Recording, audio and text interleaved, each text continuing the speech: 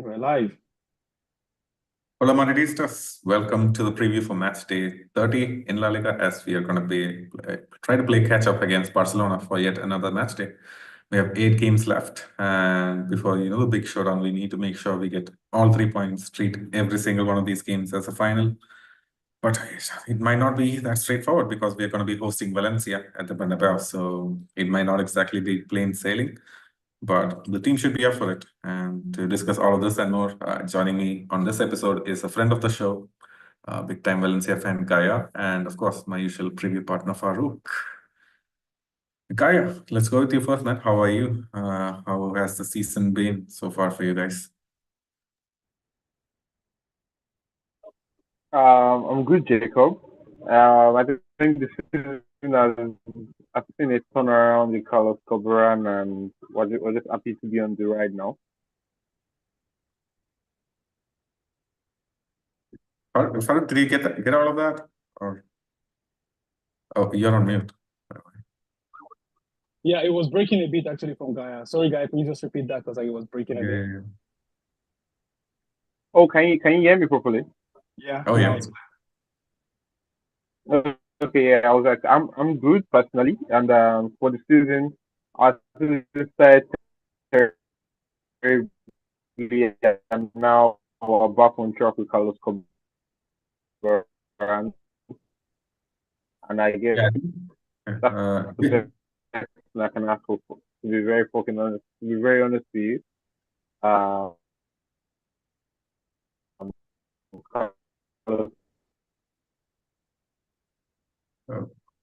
Oh. Yeah, probably you can, maybe keep your camera off the next time you speak. But yeah, I get the gist, man. The last time we did this preview, Valencia was on a slight upward tick, and we ended up winning 2-1. But it wasn't like a really straightforward game. But we always expected Valencia to climb out and come into the top of the table, maybe at least this season. But that didn't exactly go to plan. Do you know, maybe you can give us a summary of, what happened after when we last met since that 2-1 victory?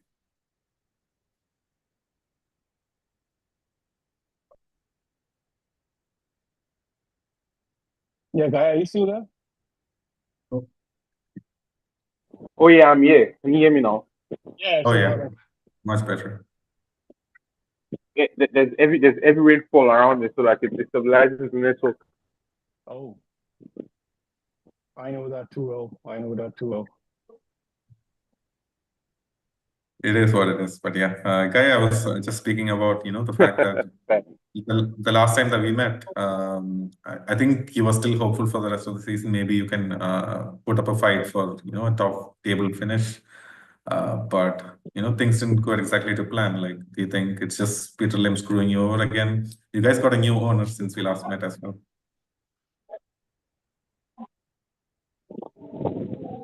I mean, it's the usual, When has Peter Lim not screwed us up, or when has he not been screwing us up?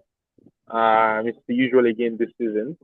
But I think Carlos Corberan has come in and he has rejuvenated the team. We're no longer like more than a game away from relegation now. We're 4 points or 5 points away from the 18th team on the table. We're currently 16th, if I'm not wrong. And yeah, we're back. The last time we faced a Messiah where Madrid won 2-1, I think we were 19th, and that was Corberan's first game in charge. But now we are back and we're playing good football. We're a bit structured, and we ain't losing as much as we're losing at the beginning of the season. Right. Yeah, that's fair enough. What do you guys think about the new owner? Like, are you guys slowly warming up to the fact that it's his own son that it's your own chairman? Who is that? Oh, do you ask me to What do I repeat think that? about? Yeah. Can you repeat that? What do you think about like the new ownership takeover, man? I think this happened last month. William's son took over. Took over Valencia? Yeah. Oh, no new owner has taken over at Valencia, really. I think the only thing that they're talking about there's in the rumor mill is the fact that Cristiano Ronaldo and the Saudi prince I think, trying to buy Valencia off Peter Lim out of this thing at the summer. The only new change of, at the board that came in was Kathleen replaced Leon Chan as the president of the club, and Kathleen is Peter Lim's son. So yeah, that's the only change of hierarchy that has happened recently, with Kathleen Peter Lim's son coming in to take over as the president of the club. But yeah, that has also brought some speculations that Peter Lim wants to sell the club and wants Kiat to round up all the finances and sell off come summer. Right. Yeah. So not too much has changed on the pitch, yeah, because of that. Farooq, were you shocked by that? The takeover for me, it was like, what? Am I watching some, dealings happening in the Saudi League or something? Yeah, it was a bit interesting, especially with the Cristiano Ronaldo link. So I kind of feel like, it's a Cristiano link with, the Saudi Trust Fund or whatever it's called, the PIF, I think. So, it's most likely going to be like, I think similar to what David Beckham had in the MLS, but now it's going to be like, okay, we're going to give Cristiano a certain portion of a certain team that we're going to buy with the, Saudi Trust Fund or whatever it is. So I think, yeah, it's quite interesting. But then one thing that we know is that Cristiano has never hidden, his interest in buying, a football club or, in the club once he finishes, playing. And with the strong influence that, Mendes, his agent, has, in Valencia, has also kind of makes sense in that from that perspective. But like Valencia is, at least was a European super house, and historically still a very very relevant team. So like having someone like Cristiano who is still literally playing, being linked with the takeover of that club, it's something I think we've never seen before in the history of football. Yeah, absolutely. But yeah, man, Gaya. The season, you guys have fought hard. I feel like you guys will comfortably stay up, especially with the uptick in from the last 5 games. Gone decently well for you. But what do you think about, the last few games? Did you catch any of the Copa del Rey games?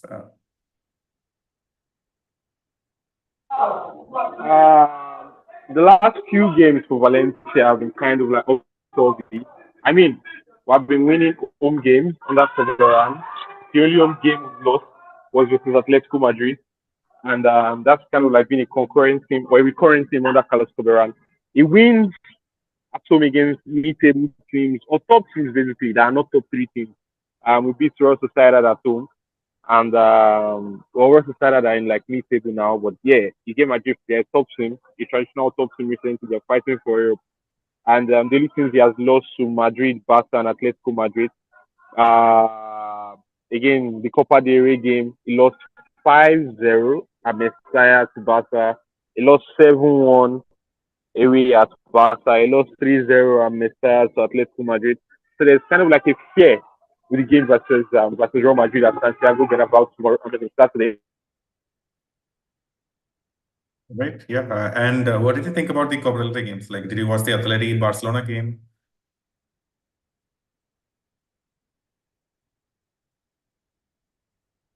Oh, yes, we lost him. I mean, yeah, Farooq, like that was something, that I wanted to discuss with you, which is, the Olmo registration again picks its head up after Barcelona had to declare the financials. And, the press he actually came out and said, oh, it's Madrid trying to destabilize the club. It's quite interesting. Guy, you said something? Oh, okay, I think he's reconnected. Yeah, so it's interesting. Like I was actually reading something about Barcelona. Like, sorry, the league releasing something that was stating that Barcelona had not, submitted the right documents in time. The audits were wrong and stuff like that. And all of a sudden, we come out the next day and it's like, yeah, like the Spanish government. Again, it's important to note here, it's the Spanish government, not the Spanish Football League, that's granting, Olmo and Pau Victor, the rights to play or whatever it is. But so the issue about Real Madrid destabilizing Barcelona, I think even the officials of Barcelona have attested to the role that Perez played, to have actually this, special permission that's granted to the players. And I don't know, I mean, if we're talking about players like Rafinha, Yamal, Lewandowski, I can understand. But these 2 players haven't been that influential to the success that Barcelona has had this year, you understand? So it's just, yeah, people will talk. That's the thing. Like, I mean, you can argue for Olmo. I mean, he did have a few match day winners, maybe a few points here and there, but definitely not something that defines the season. Exactly. I totally agree with you. Like, I think always, at least for now, he's not like an integral, a life supporting, element of Barcelona team. But now he's like, okay, a very key player in the whole rotation. But he's not like absolute critical to to what they do more or less. So yeah, but again, and it's something that's been on record that the Barcelona officials have actually stated the role that Real Madrid has played, in granting those special licenses. So yeah, I mean, people can say, whatever it is that they want to say. So yeah. Yeah, funny stuff by Laporta. And that's the thing. I mean, as they say, like, it's not football, it's La Liga. I mean, like every week, every day, there is a whole new, drama that you have to underline, and it's crazy, how it is. It's either Real Madrid does stuff, or it's either Barcelona does stuff, or it's the league doing stuff, or it's the federation doing stuff, or it's of course Tebas. And again, Tebas, as people always say, he's the only chairman, or let's say CEO, I don't know what they call him, of a league that everybody knows. Every single birdie knows who Tebas is. If I ask you now who is the same person for Premier League, most likely you don't know. For the Bundesliga, most likely you don't know. For for the French league, most likely you don't know. Tebas is the only one that everybody fucking knows. Even people who don't watch the league knows who Javier Tebas is. So this is just the thing. Like, it's crazy, the drama that's around La Liga. And I do hope they can, because the point is, one thing is that whether people like it or not, drama creates content, and content, like dramatic content generates clicks and views and what is not. So if they can build on this and, like create some followership for La Liga, fine, build on the drama and go from there. At least, you get something positive out of it. But yeah, I don't know. I think we lost the guy. You did, yeah. So we maybe hold off on the Valencia lineups if he's coming back. But yeah, but you were saying, man, like viewership for La Liga, right? Even the small things like Anthony making comeback, like people are suddenly watching Betis. Premier League are watching Betis right now, and he's pretty much the face of the club right now. And almost it's not single-handedly. Isco, all of these guys, have played a really important role. But I think they've solidified their position at least in the top 5, top 6. Villarreal is at 5th with the same number of points, but they actually opened a big gap to Rayo Vallecano down in 8th. Yeah, I think Gaya is back as well. So it's going to be quite interesting, It's going to be quite interesting. Let's see. Yeah. Okay. Gaya, are you here? Oh. He's very well. Yeah, I think we can hear you now. We can hear you now. Okay, that's okay. Yeah, we lost you for a second, but we were coming to the, the Valencia lineups. I think you can run us through them.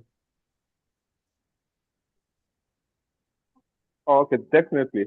I think we've lost Jose Luis Gaya, our captain, the most important part of our team. We also lost Luis Ria, another important player in our team, and Dimitri Fouquet. We lost all 3 to this team, so an accumulation of card suspension. So the team is going to start with Mama that's really in goal regularly. Local media is reporting that Koberan is testing out the back 5, but this time around the traditional 5 defenders. So Jesus Vasquez are left wing back, Diakabi, Tarega, and Christian Mosquera as the centre back. Then the big question is whether Max Aaron plays as the right wing back, or he doesn't trust him and goes with Fran Perez as the right wing back. In midfield, we have Barrenechea is on stupendous form at the moment, on loan from Aston Villa, and is literally controlling everything concerning midfield of Valencia. There's also Javi Guerra, and it depends whether is he going to play as front 2 of Diego Lopez and Sadi Kumar, and then brings in Cepelu to supplement the midfield in the 5-3-2. Or Almeida joins in and this thing. He plays a 5-4-1 with Diego Lopez on the left wing and Almeida on the right wing. Right. Did you just say you guys lost all 3 of your starting midfield? No, all 3 of our important players, Gaya, Luis Rio, and Dimitri Fouquet. Yeah. Accumulation of yellow cards. Oh, it's just due to yellow cards, not for injury. Yeah, not to injury. Oh boy. What a time to, miss all of those players. Yeah. I What a mean, coincidence giving it Madrid. yeah. At least, you guys will have all of them back for the next game at least, and keep the fight on to stay away from relegation. Yeah. The feeling is this game is a game we're not going to win. I think that's feeling around locally and online. Everybody feels the game we're not going to win. So what's the point of having them risk getting the fixture look at versus Madrid and missing the game against them? I think is it stabilized. So it's much better if they miss the game against Madrid because Carlos Cabrera hasn't won a game against a top three opposition. But I will drop an interesting statistic and say the last time we beat Real Madrid was in a season where we were relegation threatened. A new coach came in and Madrid scored 2 goals against the new coach. And the next time they faced that same season, Valencia beat Madrid 1-0, Diego Lopez. And Diego Lopez is on hot form currently. And there was also a red card there for Vinicius in that game. That's my prediction. I mean, Farouk, do you actually think Vinicius has come down a bit, after this Lyle suspension? If the game was at the Mastella, I would have given Gaya something, but the game is not at the Mastella, so I don't. I don't see that happening. Of course, like something's happened in the past. It's not deja vu. We don't live in a simulation. So, yeah, I do think there's a lot of at stake right now for Real Madrid, especially with the we're in the run for all 3 titles and the games are coming thick and fast. So I do think what Guy is saying about the whole nostalgia and deja vu thing, I do think it's going to be quite difficult. And right now, that's the thing.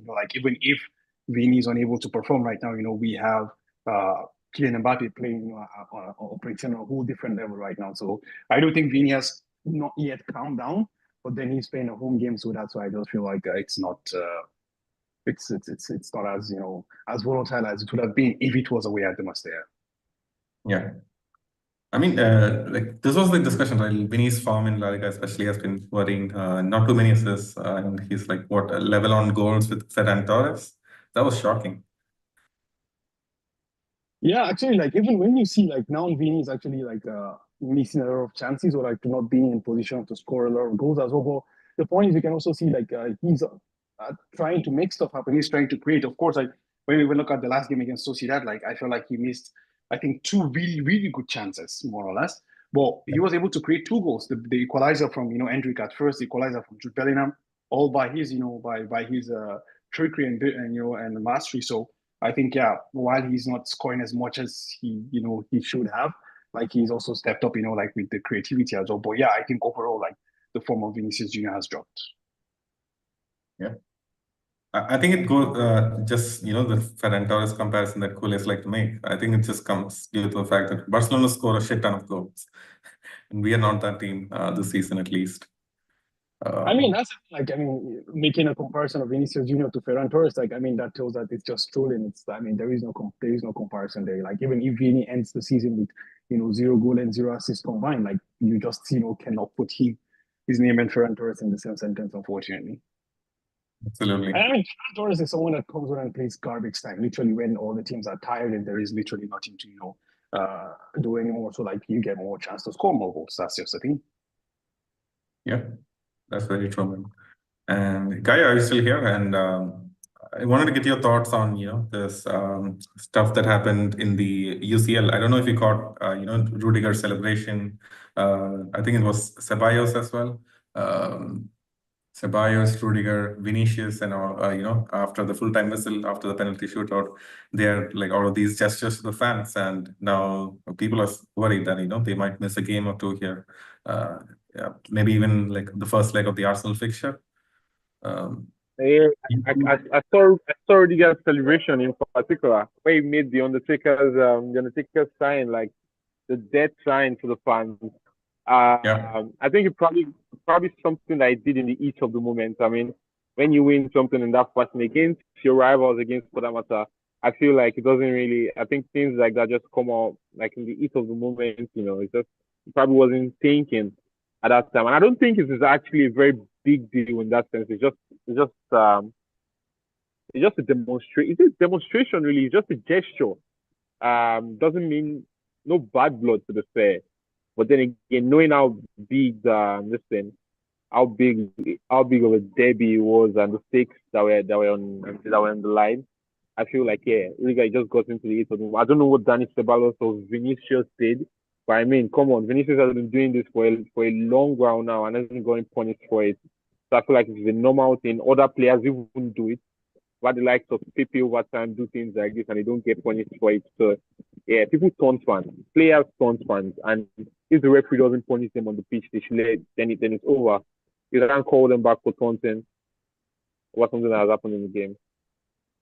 Yeah, man, I totally agree with you. I think this was just, Atletico being butthurt about, the lack of a touch or a second touch for that Julian Alvarez penalty, and then they wanted to get back at Madrid or something. Faruk, do you agree? Like, or do you think, Rudiger does get away with a lot of stuff? People just chalk it away to him being a madman. But do you think this was too much out of pocket from Rudiger? Yeah, definitely. You reacted a bit too wild, but then again, I would say it was an equal moment, and it behaves like that a lot. To be fair, it's more or less like his personality now, and I think I'm not surprised that Rudiger did something like that. But then again, I don't think it's something he should be punished for. If the referee gave him a card, because I think the referee could have given him a card while that happened. We've seen situations where the game is over minutes after and the referee cards the player or gives him a yellow card or a red card, and that's fine. But calling them back after the game is long over for that, no, I don't think that's proper. Yeah, I kind of agree with Gaya. The issue now is that, like, calling something out after the game is done, which I think the ref saw that and he chose, to not do anything about that, more or less. I might be mistaken, but I think he saw that.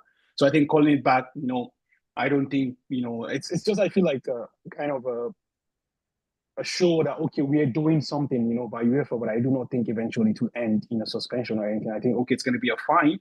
They're going to be asked to pay a certain amount, but I do not think it's going to end in a suspension, or honestly, because otherwise, like, if you're going to start, suspending players in the game of, the stature going to the Arsenal tie and, suspending them for gestures and stuff like that, it's going to be quite, it's literally opening a can of worms that, you can just not control, honestly. So, yeah, I do not expect anything to come of that. Yeah, was it exaggerated? Yeah, was it unnecessary? Absolutely, yeah. But as Gaya said, it's something that happened in the heat of the moment, and it's, and again, it's not something that we haven't seen before. So that's why I just feel like, yeah, there's going to be an investigation. It's going to be concluded. They're going to be fined, and nothing's going to happen. Yeah. Exactly how these legal proceedings go in Spain, especially. But yeah, man, do you want to do the Real Madrid lineups now?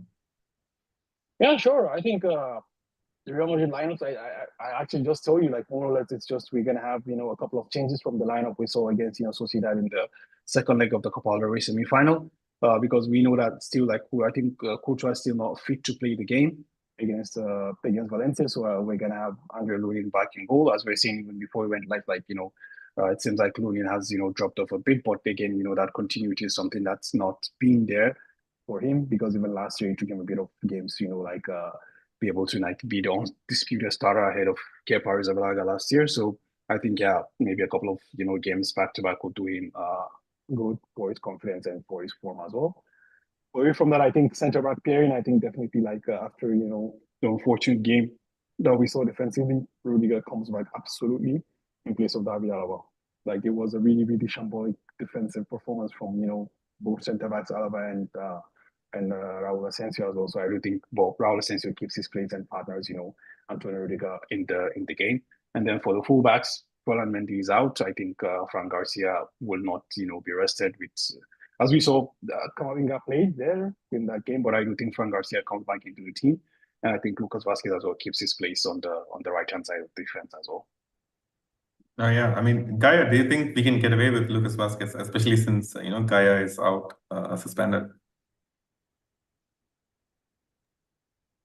I think if Diego Lopez plays on the left wing, he's on pretty good form.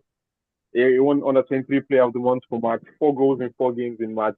I want that form to continue, so I'm going to say no. You're not going to get away with Lucas Vasquez. And I think Carlos Corberán is quite smart. I think he'll try and exploit the weakness of Lucas Vasquez and weakness in defending. so probably they're going to bombard the area a lot. But again, it depends on the quality of the players. You know, we don't have Gaya, we don't have Luis Ria. These are like our best players on the wings, and Diego Lopez might be told to go and play as a striker, as a second striker beside Sadiq. Or if not, if Diego Lopez is on the left wing, I think he's going to eat. The game is by it's a 3:15 p.m. kickoff, so he's going to eat Lucas Vasquez for lunch. Yeah, eating Lucas Vasquez for lunch. Tarek, do you think it's actually worth playing Valverde over on the right hand side for this game, just get the hang of things again, or do you think he just needs no continuity? He'll just slot in anywhere whenever he's in. Yeah, I think you need the continuity because I don't actually, honestly, I don't know. Like I've always, thought about that as well. Like, maybe it's better to just keep playing him because Valverde is gonna play anyway. So like either it's as a fullback or as a central midfielder. But I just feel like in this game, you just want to put, Lucas Vasquez there also to give him a bit of continuity as well game time because you don't know, maybe you might need him against Arsenal as well, so he can at least, get a bit of run of games as well, stuff like that. So because let's not forget also he's just coming back from injury as well. He was injured for a while where they had to like slot in. But I do think in the game against Arsenal, Fede continues as a fullback. But yeah, I do understand why you're saying that anyway, since Federico Valverde is gonna play, why not just play him as a fullback? But I do think that, while yeah, of course like Guy is highlighting that, Valencia can pose a threat, I do think that at the stage that they are right now, like they do not pose enough threats to make you reconsider, like playing Federico Valverde in place of Lucas Vasquez. Yeah, I agree too. And do you think we might see Mendy and Ceballos return for the Arsenal first leg, or is that out of the question? I think maybe Ceballos also could be, but like maybe as an introduction in the second half or something like that, but like not starting the game. Right. So our midfield is going to be, Camavinga, Tchouaméni, and Bellingham for that game, and for this game too. I guess for this game, Camavinga is going to be dropped, in favor of Valverde there. Yeah, I think for this game we're gonna see like Federico Valverde, we're gonna see Camavinga, and we're gonna see Federico Valverde, Jude Bellingham, and Tchouaméni. Yeah, great. And our star front three, of course, they have to play. Keep the continuity. Yeah, I think it's one of the few places that you have literally, questions asked. So yeah, it's like the front three is the front three. Like we need everyone fit and firing. And as the league is getting closer and closer, we have 8 games left and 3 points behind Barcelona. So we need to make sure that when we go into that game against Barcelona, I think it's in May, right? Well, the game is in May 11, yeah. May 11, right? When we go into that game May 11, we have to have done everything we can do on our side. And let's not forget Barcelona currently have the head-to-head. So, we have to do everything we can on our side to go into that game as much with a chance as possible, Yeah, absolutely, man. And Kaya, do you have any final thoughts on, any other weakness? Of course, we saw again on the weekend that Real Madrid have weaknesses in defending set plays. Is that something you guys are going to be targeting? I mean, Valencia is not the best team at set pieces. I think we're very terrible at set pieces. We have maybe just 2 goals by Cesar Tarrega. Okay, then we have a goal by Barnett against Getafe that resulted from set pieces, but I don't think that's something that Valencia can exploit. What I think Valencia can exploit is your weakness on the counter, and sometimes your inability to be able to keep possession properly until you're a goal down. So Valencia, it's why it seems are learning how to keep possession with Carlos Corberan. And the only thing now is if we get chances, also be able to like finish. If Leganes could score 2 goals against you, can do better and probably not concede as much as they conceded against Madrid. But again, we considered 3, 7, and 5 against the big teams in the top 3 in La Liga. So that's also something to think about. Okay. And you predicted, a red card for Vini. Like, what's your prediction for the scoreline going to be? Not necessarily predict the red card for Vini, but yeah, I think Valencia is not as defensive as we were on the Barra, so I don't think it's going to be a low scoring game. I think Valencia is going to score. I think Madrid is going to score. I would say maybe like a 3-2 or a 3-2. Yeah, Madrid 3, Valencia 2. Right. a high-scoring game. Farooq, do you think the same? I think for me personally, I'm gonna go with a low score line this time around because I feel like these guys are gonna take it more seriously just before the Arsenal game. And Carlo must have said some things after the Sociedad game as well. So I predict a 2-1. How about you? I'm gonna go a bit higher. I'm gonna actually like a 3-1 victory for Real Madrid. So I don't think, we're gonna try to, like, as you said, like Carlo would have said something, or like, like lit a fire under the players. And I do think, we see, them come to light and try to, get the game done as soon as possible, as early as possible. So to have, some energy to go into the game against Arsenal at the Emirates. Yeah, it's going to be imperative that we finish out the game comfortably. Otherwise, we played 120 minutes and then it's not going to be good against Arsenal away. That's it. Like, we need to like try to be as quick as possible, like the first 60 minutes. So hopefully we can, get the game over and try to reduce the workload on certain players, introducing other players and see how that goes from there, more or less. Absolutely. With that, let's wind up this preview, guys. And I think hopefully we'll get fan cams after the Valencia game as well. And stay tuned for that. And of course, hope everyone stays healthy, everyone stays fit, and we get a good result on the weekend. Yeah. And of course, guys, check out Gaya. He's been an absolute champ for us, slogging it through, the horrible internet connections and everything. But he's always here, always cheering for Valencia. So yeah, his socials are down in the description below if you want to, take the conversation forward on Twitter. And last but not least, big up our partners over at Instagram, Real Madrid Committee. Check out the page for some nice Real Madrid content. And until next time, folks, Hala Madrid. Hala Madrid.